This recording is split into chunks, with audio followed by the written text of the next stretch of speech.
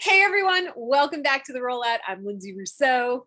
And I'm Genevieve Marie. Hello and welcome. So this week we're going to talk about the premiere of season 3 of The Mandalorian. Oh wait, no, it's not. It was episode 5 of the Book of Boba Fett. But you wouldn't know that because there was no Boba Fett. And honestly, that made it the best episode of the Book of Boba Fett. And we're not alone. Like literally every review I've been reading about this is like, yeah, this just shows all the shortcomings that the Book of Boba Fett has been showing us. Okay, so with this episode, and forgive me, I will be on accident interchanging the Book of Boba Fett with the Mandalorian. It's just going to happen just because of this episode alone. They really showed their hand on this one. Yeah. Because this one episode just encapsulates all that is wrong with the Book of Boba Fett. Yep. Why the Book of Boba Fett's not working, why it feels slow and the pacing is terrible, and why it needs so many flashbacks and random crap to try and fill it up with, because it doesn't have a storyline that actually is fleshed out enough to make a good, engaging story that people care about. And it reminds us why we love The Mandalorian, even if Baby Yoda is not in the episode. Like that was the other thing. It was like the child is not here, and it was still maybe the best episode of The Mandalorian ever. Like you can still make it work, and that is a big, that's big kudos to The Mandalorian itself, to the show itself, that you can still have a good episode without having that, like, the hook or, the thing that keeps you watching, which is, the adorable Baby Yoda. Right. But let's be honest. The Mandalorian was made because of the fact that Boba Fett was supposedly dead. Right. Whether or not Disney or, some studio execs had that in their, sorry, my cat's trying to do something and failed at doing it. As they do. Poor thing. He's now embarrassed. And now he's yelling. So whether or not the studio execs had that in their back pocket, that idea that Boba Fett was never dead, we will never know. Right. However, The Mandalorian had taken that place, had filled the void, our Boba Fett-less, Mandalorian-less void. He came in, he filled the void. He did it perfectly. He stuck the landing. Yep. I am known for being, just kind of lukewarm on the Mandalorian series. I just have issues with a few character choices here and there, about making choices that are dumb in the moment, but made to fit the storyline at large. Right. One perfect example, which they didn't disappoint me in this last episode. One perfect example of that is the Mandalorian has his leg, he's wounded, he's going back to where the Mandos are now hiding. Right. And it opens up, like, you got the Halo city, and it opens up into into the back bays, so to speak, and into space. And so he's climbing down this ladder that if he falls, he'll fall right into space. And he slips and he like grips onto the ladder for dear life, like, oh my God. But he still has a jetpack on, which he uses later in the episode. Which he also uses later to save himself. I mean, like, I don't So, like, just stupid random things to, like, add tension to the story, where, like, it's just like common sense is a thing and everybody has it, and everybody, like, when you make little decisions like that, you can poke holes in, in stories that use that, right, all day. And that's one of the things that kind of bothers me with The Mandalorian, is that the Mandalorian himself is kind of dumb when he makes choices in the moment. But that's neither here nor there. It's still a good series. It still holds up.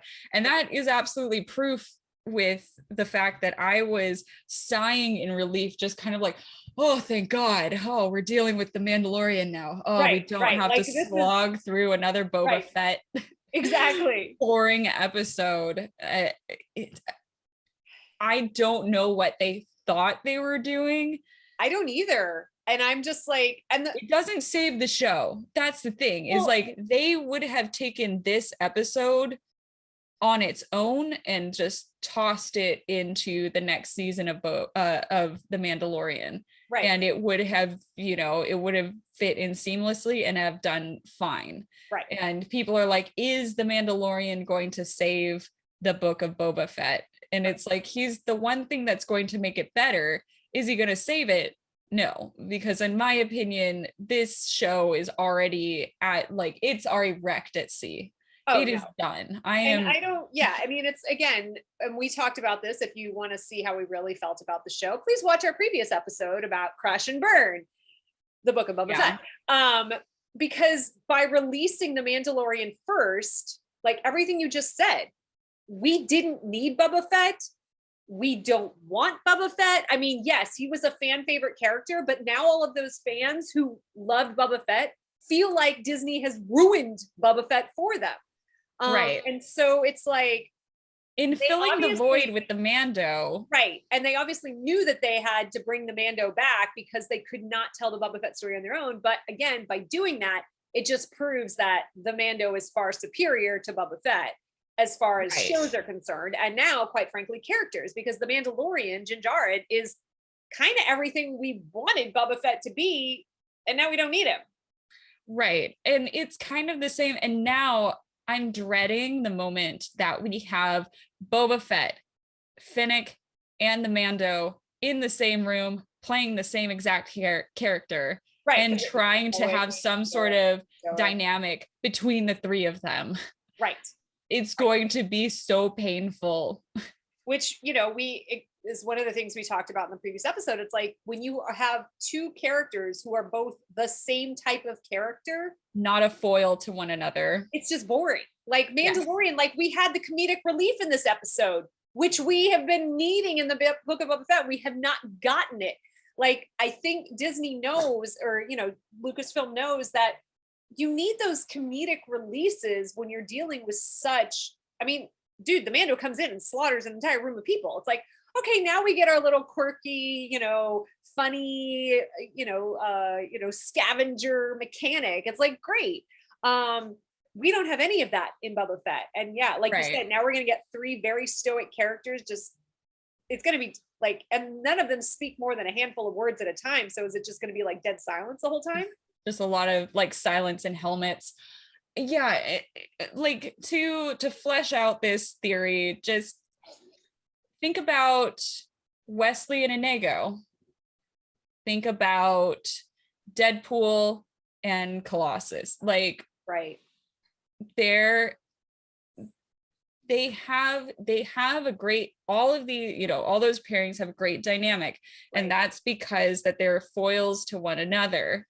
You need to have people who have differences of opinions, different types of personalities, in order to be dynamic and play off of one another on screen. Like having these people in the same room in I don't know, like a 7-Eleven break room, nobody's gonna care. The minute you start rolling a camera, it's just boring. It's just boring to have three of the same people on screen at the same time trying to tell you a story, because you don't get witty, you don't get witty banter, you don't get humor, you don't get people who have opposite goals pushing and pulling against one another. There is nothing interesting there. So when we have these three people in a room, eventually it's going to crash and burn. I promise you that. And I just, this whole time I was thinking, where is the Book of Boba Fett tie-in? Are they literally just going to tack that on at the end? And that is exactly what they did. Yep. Finnick just pops up and it was like, up at the end. Hey, we need your muscle. Let's go. Yeah. And that's the other big distinction between the two is this episode, we weren't stuck in one location. Right. We were Also, in multiple yes. locations. And like Din Djarin has a mission. He has a goal. He has things he has to do. Now he's got even more things. Like now he's not even a Mandalorian. Now he might have to go back to Mandalore and find this obscure, lake and cleanse himself, but he's still got to go find the child and give him, Right. presumably save him from Kylo Ren slaughtering them all at Luke Skywalker's training facility with this. I know. Death Star I keep going chainmail. back to that, by the way. So it's like Boba Fett has no, and we talked about this in our last episode, like, why is he doing what he's doing? We don't really know. We don't really care. Like, he's not from Tatooine. Oh, okay, so now he's got a weird connection to the Tusken Raiders. It's like, no, He has no Mandalorian motivation. has missions. He has a story arc, and his story arc keeps changing, which is also what makes it brilliant. It's like, okay, we've kind of pushed the whole Baby Yoda thing about as far as it can go. Now we have this, oh shit, he's not a Mandalorian anymore. Well, now where do we go? Right. The problem with Boba Fett is that, and the problem with Boba Fett and him being a crime lord now in Mos Espa is that he has no emotional tether to that job. He has nothing that is keeping him there.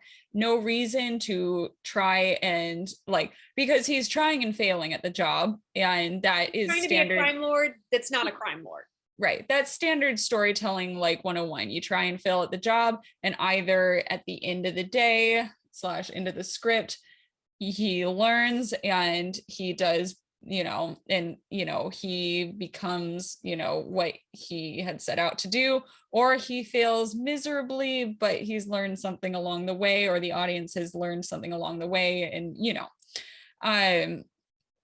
but he has no reason. He has no emotional tether to the job. Like, he doesn't have any type of family he's trying to save. He doesn't have any type of community that he's attached to there that he's trying to rebuild. He really has no other reason other than the script needs him to be there. Yeah, like, oh, okay, Jabba pissed me off, so I'm gonna, oh wait, I can't kill him, so I'll kill the guy that came after him and then take his place. Like, I don't buy it. Like, really? You've been all over the universe and this is where you want to settle down? It's too much. Like, for Boba Fett, staying there and fighting, making a stand and fighting for that position of power is it's a little too much for him to bother with. Right. Like, I don't buy that he is that invested in keeping that job for the amount of trouble that it's going to cost him in order to maintain power. Like, honestly, any bounty hunter that that we've known of in the Star Wars universe would have just been like, oh well, they would have gone in, they would have I've got a ton of jobs. Yeah. I've got a ton of jobs that I can do. Like, I've got, this set of skills that allows me to travel the universe and, pick up work anywhere, anywhere in the galaxy. And yet Boba Fett decides inexplicably that he's going to tie himself to this one place without having any sort of motivation, no emotional connection, no physical connection. Like, he's not grounded there. He can get a spaceship. He doesn't have any physical disability that is keeping him landlocked or planet locked. So it's not like he doesn't have a choice to leave. He can leave anytime that he wants. And he also has a set of skills that will allow him to get money any place he goes. He still has his contacts across the galaxy. It just doesn't make sense as to why he's there. And bringing in the Mandalorian is just, it's like, I don't know. I don't know what they thought. They're just trying, I don't know if they thought it was a Band-Aid for the thing that they know wasn't going to work, or if they thought it was just going to be this awesome, tie-in into the world, and this is their foray into the Star Wars MCU. I don't know. I don't know what they were thinking. No, and I don't, and I think it just goes to show I think they even know that this show didn't need to be made. Right. And that's all I can think, because of all the other shows that they're planning spin-offs of, you know, Lando, Ashoka, now we're getting I don't know, we're getting so many spin-offs that all take place in the same time period, but they're of characters that I think still have stories to tell. This one, they just, yeah, Boba Fett could have had more stories to tell, but they decided, quite frankly, to tell the wrong one. Yeah. Like, I get it. Okay, I mean, it's going back to this whole like, oh, nostalgia, but it's like, no, the Mandalorian did just fine. Yeah, yes, we had elements of nostalgia with Mandalorian, but it's like he took us to new places that we hadn't seen before. I mean, there's a reason they describe Tatooine as like a backwater planet. Like, quite frankly, it's boring.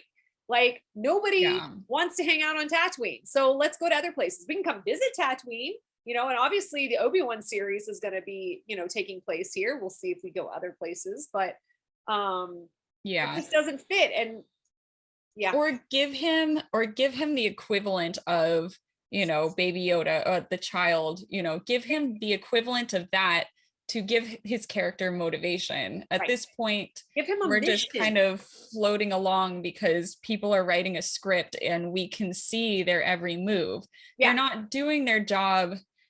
They're not doing their job as magicians, you know, like, you're supposed to be taken along and carried along with the story while not recognizing what they're doing in the writer's room in order to get you from point A to point B, because the story needs it, because the structure needs it.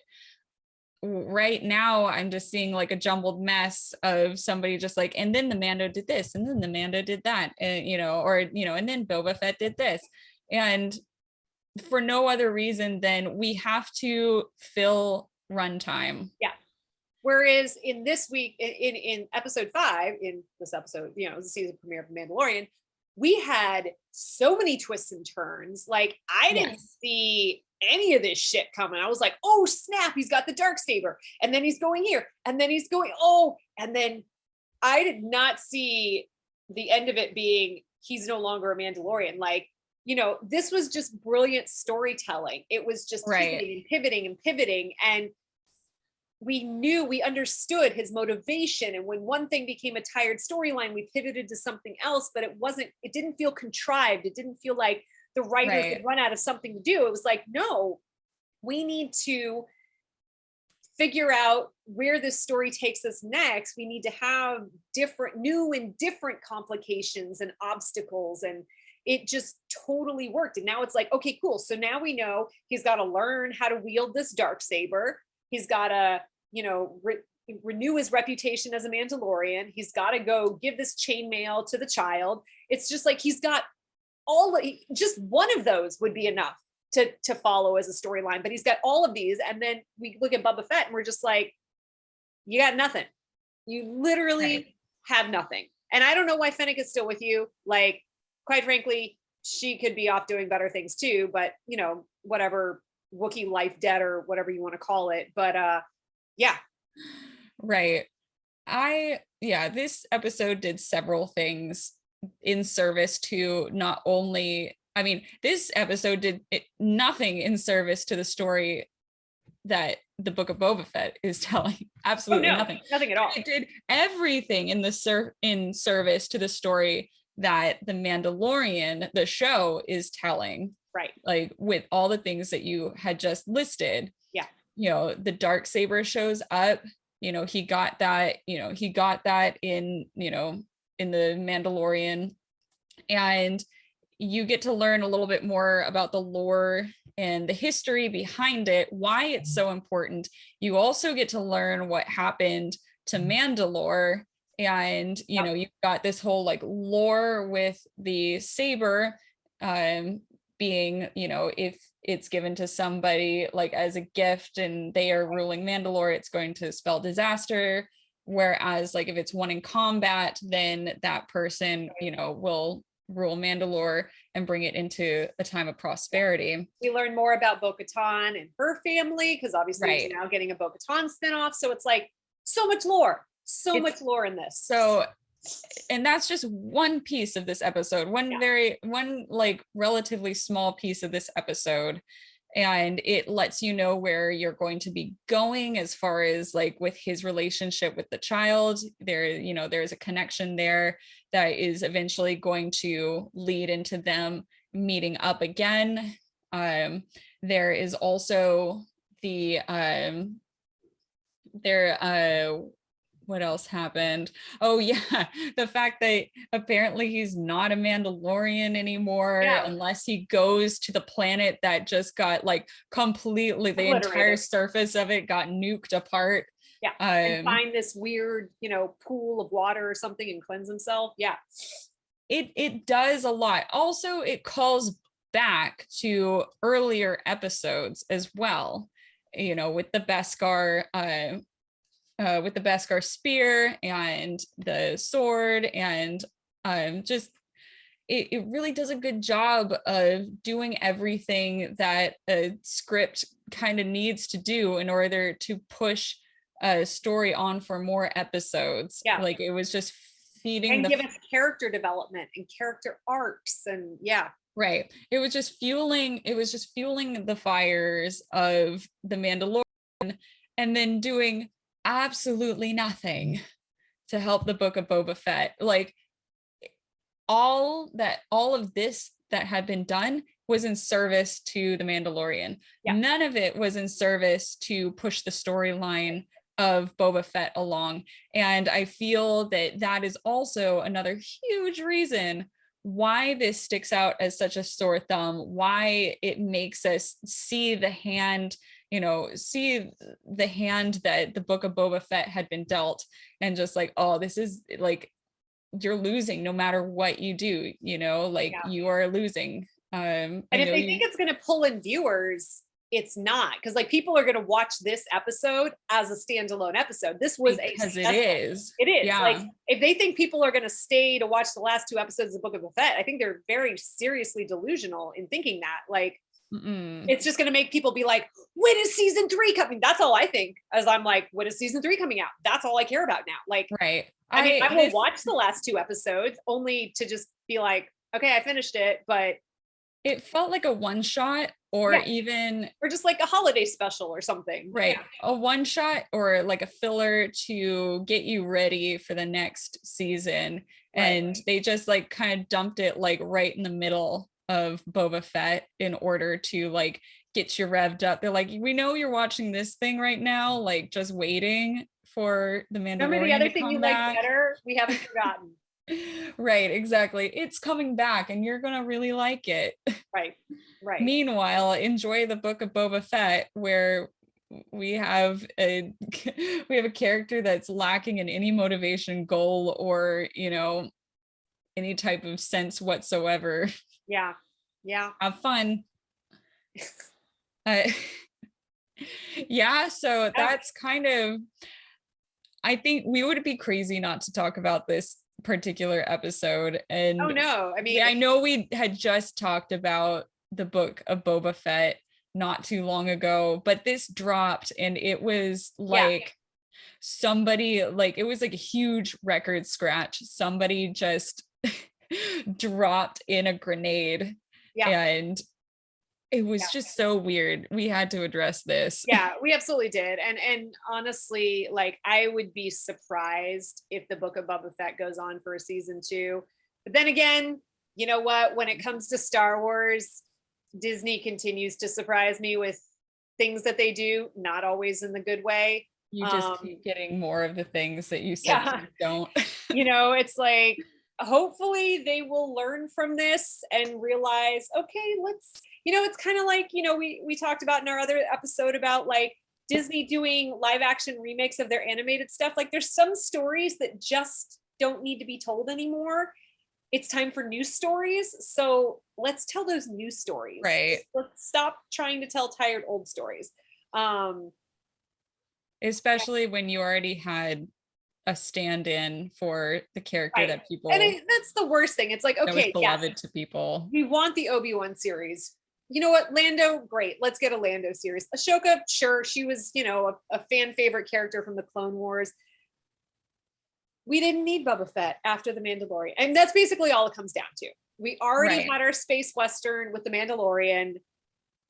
we didn't need Boba Fett. And right. And they did not give us our space crime thriller / our space godfather with the Book of Boba Fett. So that we're all losing. We're all losing. Like, it doesn't do anything. No. And I mean, if all the other articles that we've been reading about are any indication, most people agree with us. Yeah, we're not alone in our beliefs here. I mean, yes, I know that there are people out there that are loving the Book of Boba Fett. Nothing against those people, but we are not those people, and we are not alone in our sentiments. So yeah. Yeah, that's all I have to say about this. To be honest, it just shows how dedicated the writers team is on the Mandalorian, and how absolutely lost people are who are working on the Book of Boba Fett.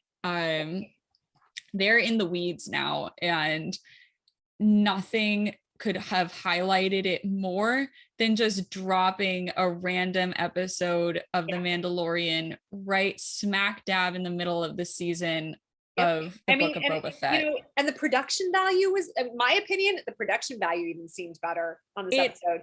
The production value really hyped itself up as well. Yeah, you're right.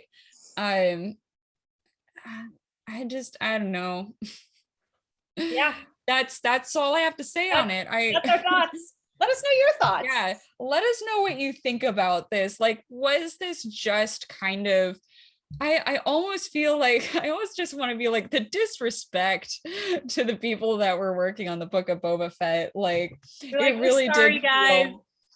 It really did feel somewhat disrespectful. And I know how hard people work on projects and things, even if they don't pan out to be that well, you know, or even well received. So I just, it just kind of felt like more salt in the wound. Specifically for the people that were working solely on Boba.